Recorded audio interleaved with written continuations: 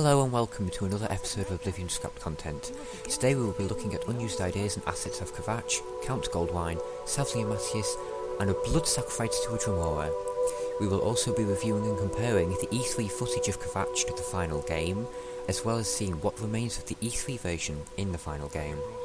But before we get started, I'd like to share an inspirational quote from Bethesda's own Vice President of Marketing, Pete Hines. You'll find that Todd doesn't change what he thinks or believes to suit an audience. It's that what he thinks fantasy is. That's what he thinks fantasy is. Wasn't that just beautiful? Brings a tear to my eye. Now, on to the cut content. We all know the Count of Kvatch, the bloke who dies and we can tease Savly and Mattis about. His name is Unused Goldwine, but that wasn't always the case. Earlier in development, his name was Goldwine. An unused topic for Savly and Mattis, which gives a bit of backstory on the Count, shows this, as well as a single mention of a Goldwine in the Pocket Guide to the Empire 3rd edition, a developer oversight, as he clearly should have been named Unused Goldwine in the book as well. Here's what Savly and Mattis would have said about Count Goldwine. Note, I tried to restore the dialogue through the construction set, but it just wasn't having it today, and I was having issues, so you'll just have to bear a static image with the dialogue for now.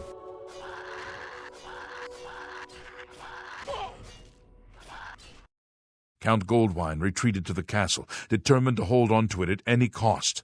He's still in there now, I'm sure. That's why we've got to get in there and make sure he's safe. We owe him our allegiance, and besides, he'd do the same for any of us. Count Goldwine is the embodiment of nobility. He's always ruled Kvatch with a fair hand and listened to the needs of his people.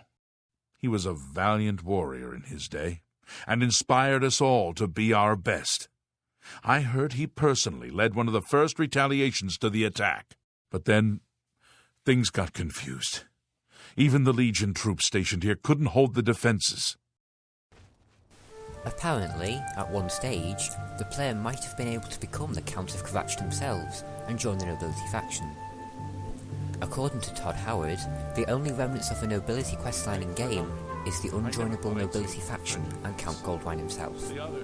In this questline, you would have risen through the ranks from a knight, baron, baroness, count, countess, and eventually become the Duke or Duchess of Clovia.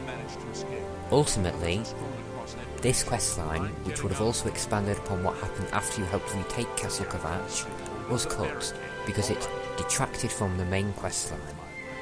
At one point, the priest at Kvatch camp, Ilav Dralgona, was to have some significance in the game's plot.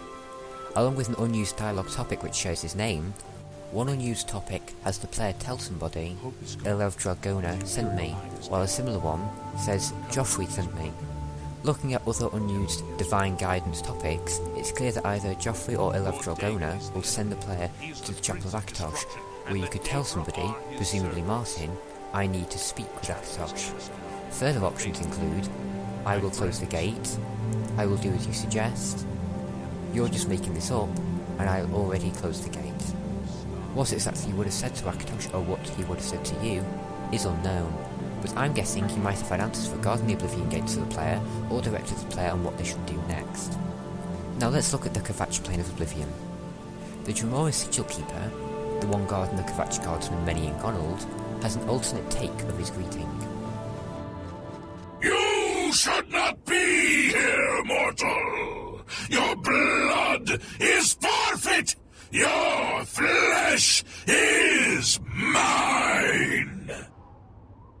You should not be here, mortal. Your blood is forfeit. Your flesh is mine.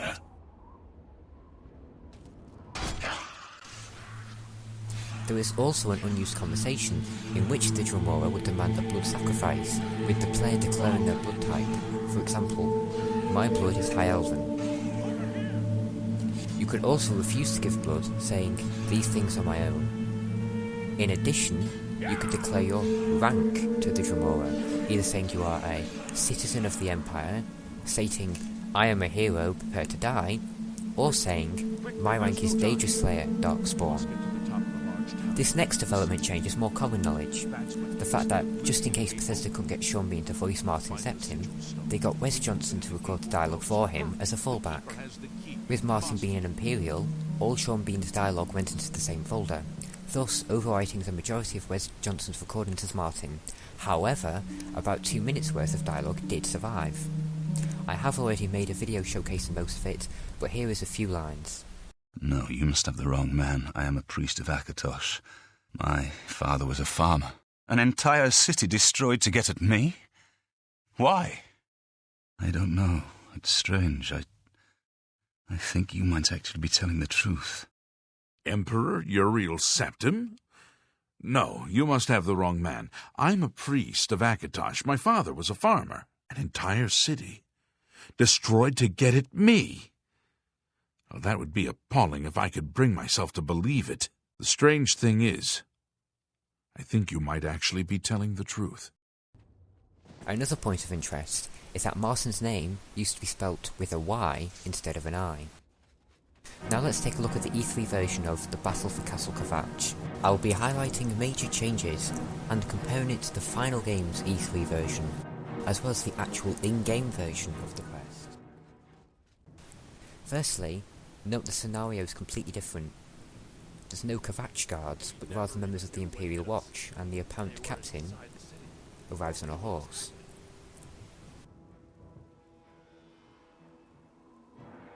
Another gate just opened.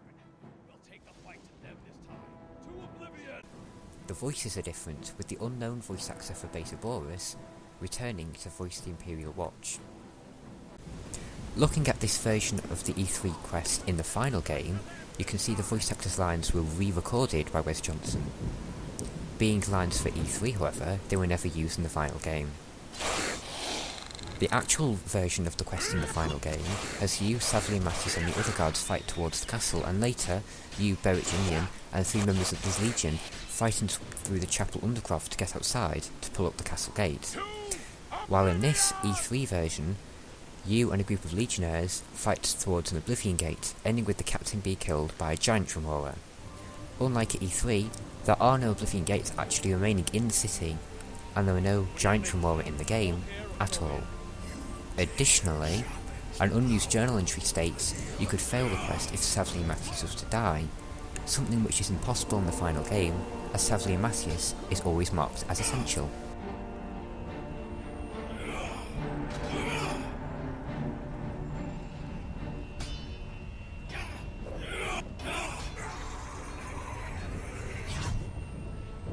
Note, when Todd walked through the Oblivion Gate, he was automatically transported, and a visual effect played on screen to show this.